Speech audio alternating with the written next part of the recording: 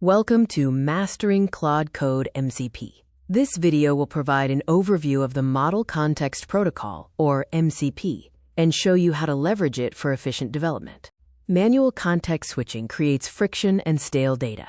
MCP streamlines this by using a central agent node, offering a universal interface and real-time execution across your tech stack.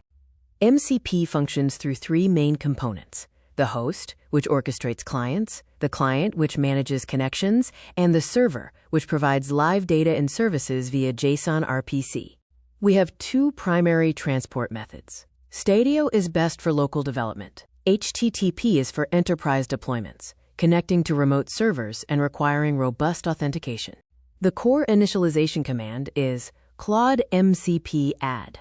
You can specify the transport type, a developer-defined alias, and the URL or local command for the server.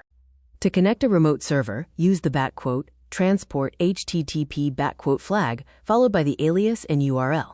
Use Claude MCP list to verify the connection. This is ideal for cloud-hosted tools. MCP supports three scopes. Local scope is project level and shared via Git. Project scope is for user credentials. The user scope provides global access across local projects.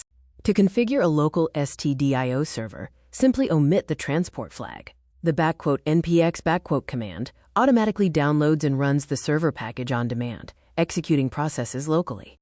Native Windows environments require a fix to execute "npx" subprocesses.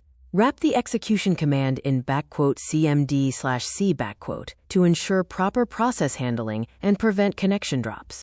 Use the "e" flag to securely inject environment variables. These variables are mapped only to the specific MCP server instance, isolating credentials from global environments.